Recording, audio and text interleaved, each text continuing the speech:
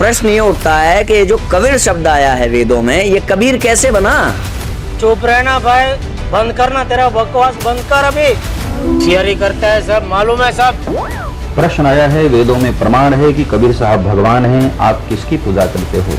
आपकी श्रद्धा है कबीर साहब पर, मेरी भी बहुत श्रद्धा है। और अभी तो रुको, क्लाइमैक्स अभी बाकी है। ये छोटी ई की मात्रा बड़ी ई कैसे हुई? इसके पीछे कौन सा सिद्धांत है? मूर्ख को कवि ही के विसर्ग को व्याकरण से र हो जाता है तो कबीर शब्द होता है कबीर मनीषी। गजब बेइज्जती है। जहाँ पर भी परमात्मा की महिमा चल रही हो वेदों में, तो वहाँ पर यदि कबीर शब्द है कबीर, तो वहाँ लिखना पड़ेगा कबीर देव, फिर ये दुर्वेद दिखाना पड़ेगा। देखिएगा, मुझे प्रमाण पे जाना ही नहीं है, मैं प्रमाण पे जाऊंगा ही नहीं ना। विद्यों में प्रमाण है, ओ गणेश जी भगवान है। हाँ, कैसे? ये है ऋग्वेद। अब बुक खोल के भी दिखा रहे। पहले मंत्र में गणा नाम त्वा गणपतिम हवामहे कविम कविनाम। तो कवियों का कवि कौन है? गणपति। जिस राह पे तुम चल रहे हो बेटा, एक दिन पूरी तरह फंसोगे।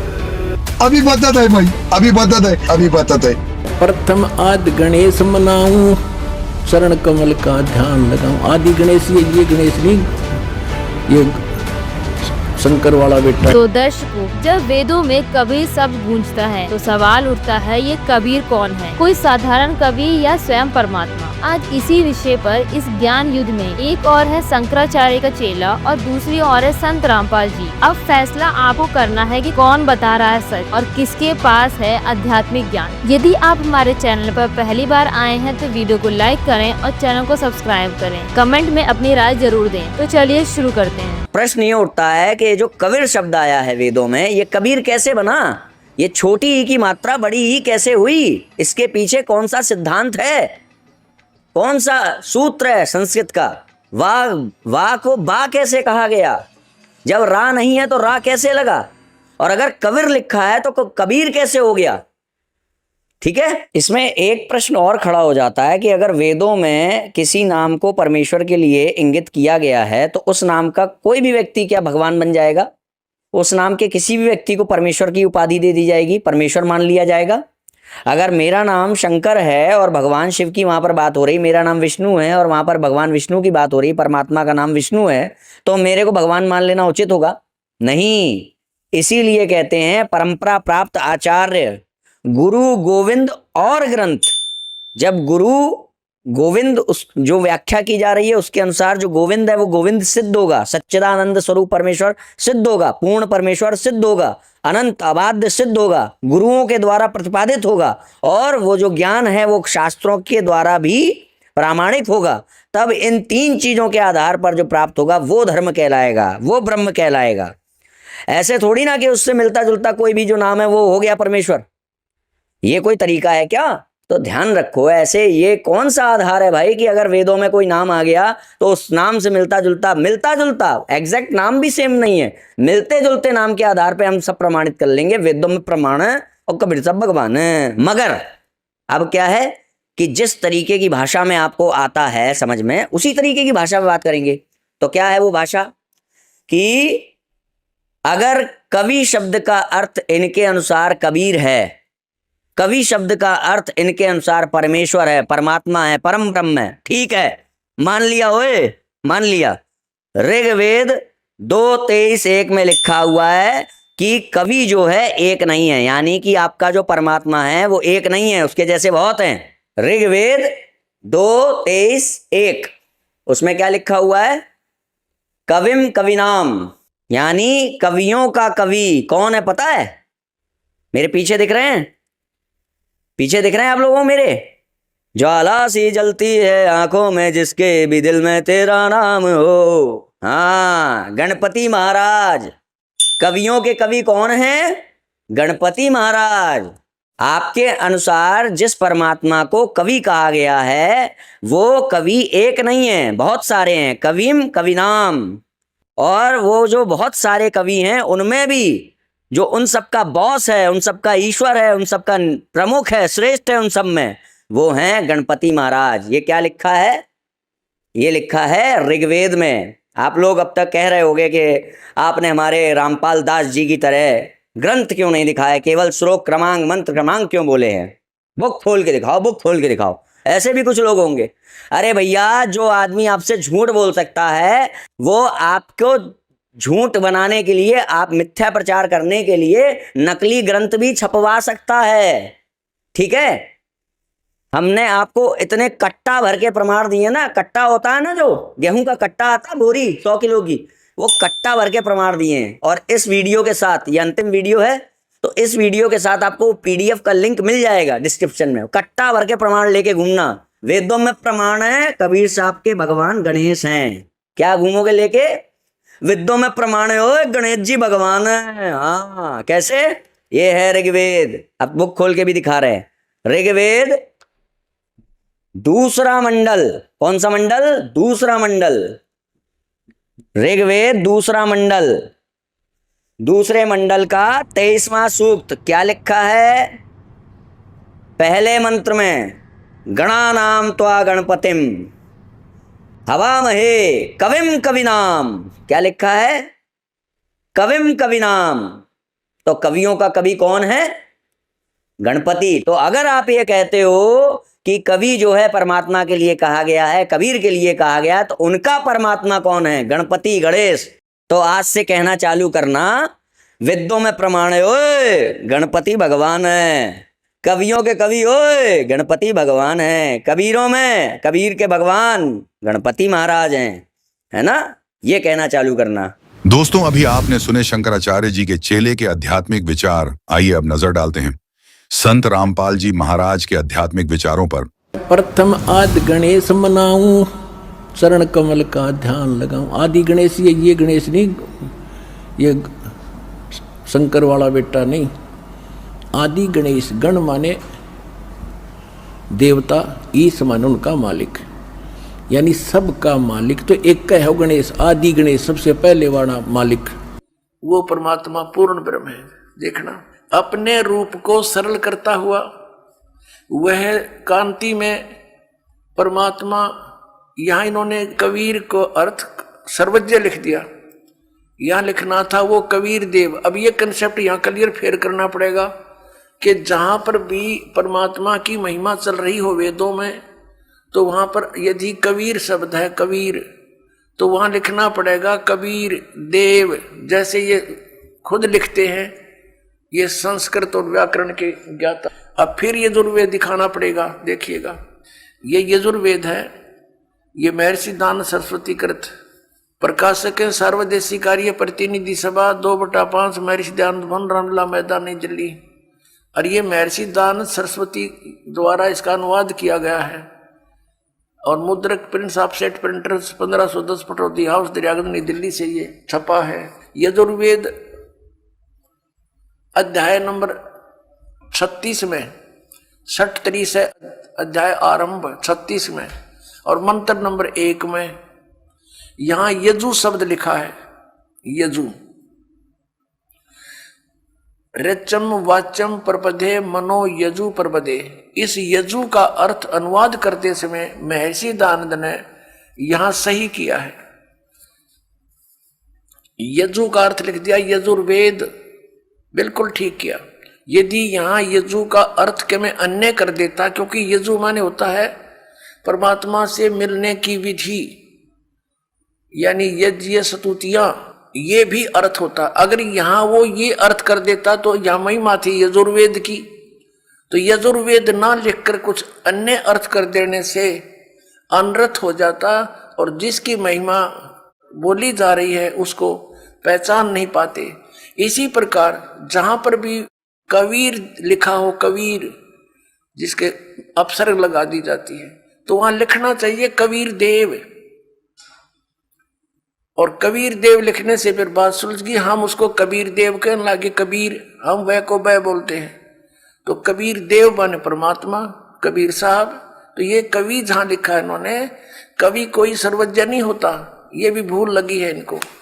कवि का अर्थ सर्वज्ञ नहीं हो सकता। कवि का अर्थ काव्यकार तो हो सकता है, अगर वो भी प्रकरणवश कोई प्रकरण चल रहा हो या महिमा भगवान की चल रही है, अड़ाओ ये कवि का अर्थ कर दिया सर्वज्ञ। सर्वज्ञ ये शब्द तो कर रहे हैं हम भगवान के विषय में बोल रहे हैं, लेकिन उसका नाम लिखना था। हु इज दैट गॉड, वो कौन है वो परमात्मा जो ऐसी लीला करता है? वो कबीर देव है, वो कबीर साहब है।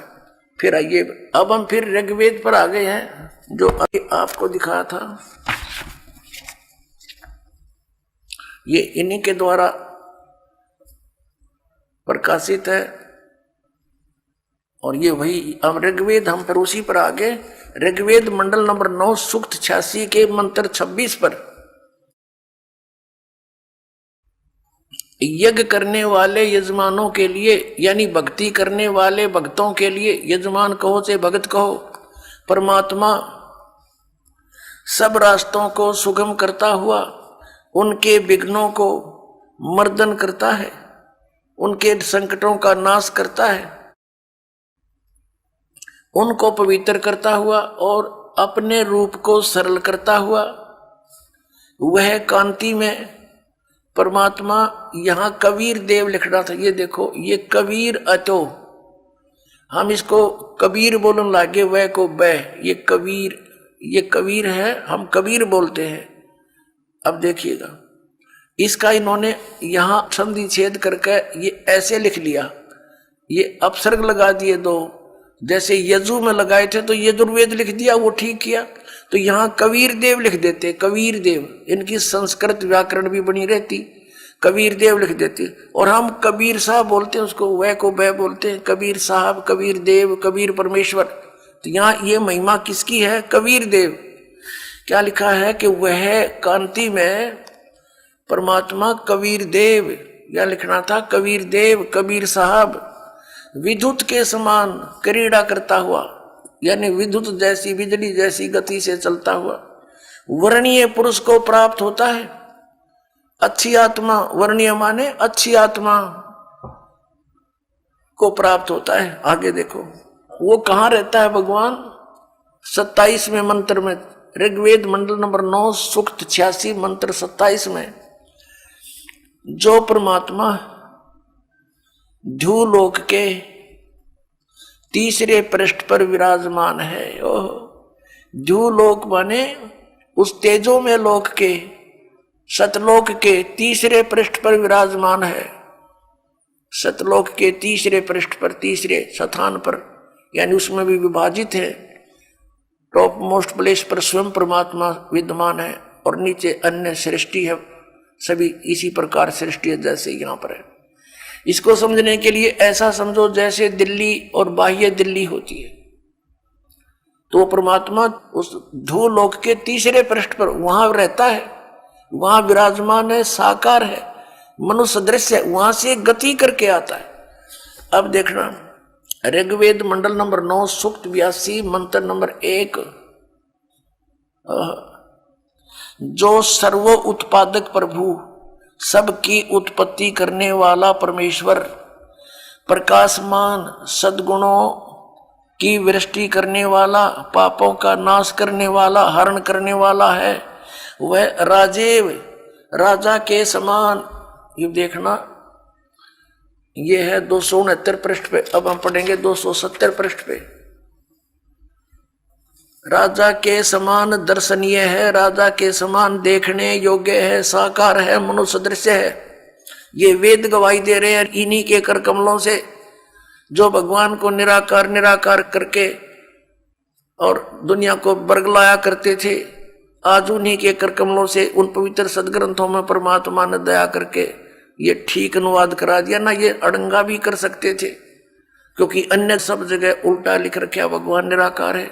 अब परमात्मा राजा के समान दर्शनीय है, देखने जोगा है। वह पृथ्वी आदि लोक लोकांतरों के चारों ओर शब्दायमान हो रहा है। वह वर्णीय पुरुष को, अच्छी आत्मा को, जो दृढ़ भक्त है, उसको पवित्र करता हुआ प्राप्त होता है। पवित्र करता है, ज्ञान से साफ करता है। जिस प्रकार विद्युत स्नेह वाले स्थानों को आधार बनाकर प्राप्त होता है, अपनात्मा स्पष्ट कर दिया। जैसे कैसा अच्छा प्रमाण दिया है वेद में कि जैसे आकाशीय बिजली किसी धातु को आधार बनाकर ही उस पर अट्रैक्ट होती है, उसी पर आके गिरती है, अन्य पर नहीं गिरती। तो ऐसे ही परमात्मा उन्हीं पुण्यात्माओं को मिलता है जिनसे वो आकर्षित होता है, जो दृढ़ भक्त होते हैं, जो उनकी बातों को शिरोधार्य करके फिर दृढ़ता के साथ अन्य पुण्यात्माओं को सुनाते हैं। पहले कांस्य धातु के बेले थाली हुआ करते, और जब वर्षा के सीजन में हमारी दादी जी कहती थी हमारी माताओं से कि बाहर आंगन में कांसी की थाली रखी है, बेला रखा है, इसको अंदर रख दो, नहीं तो बिजली गिर जाती है कांसी धातु पर। ये विशेष अट्रैक्शन होता था, अमूमन जहां भी ऐसा संयोग होता था वो कांसी की धातु पर ही गिरती थी। कहने का भाव ये है कि वेद ने ये प्रमाणित किया है, एक एग्जाम्पल दिया है कि वो परमात्मा उन पुण्यात्माओं पर ऐसे अट्रैक्ट होता है, उन्हीं को ही मिलेगा वो जो दृढ़ भक्त होते हैं। जैसे आकाशीय बिजली, आकाशीय विद्युत अपने उस धातु पर ही गिरती है, उसको आधार बनाकर ही नीचे आती है। आगे देखो वो क्या करता है फिर आकर के। ऋग्वेद मंडल नंबर 9 सूक्त 82 मंत्र 1 पढ़ लिया। अब दूसरे में क्या लिखा है कि हे परमात्मन, उपदेश करने की इच्छा से आप, ज्ञान देने के उद्देश्य से आप महापुरुषों को प्राप्त होते हो, अच्छी आत्माओं को मिलते हो, और आप अत्यंत गतिशील पदार्थ के समान यानी बिजली की जैसी गति से हमारे आध्यात्मिक यज्ञ को प्राप्त होते हो। आप यह लिखना था आप कबीर देव हैं, सर्वज्ञ लिख दिया। आप कबीर देव हैं, कबीर साहब हैं, हम कबीर साहब बोल रहे हैं, उन्हें कबीर देव। अब शुद्ध स्वरूप है, हमारे पापों को दूर करके हे परमात्मा, हे अमर परमात्मा हमको सुख दे। पुण्यात्माओं, पवित्र वेदों को पूरा विश्व मानता है कि ये परमात्मा के यथार्थ ज्ञान से युक्त है, और परमेश्वर ने कहा है 600 वर्ष पहले कि वेद मेरा भेद है, मैं ना मिलो वेदन के माही,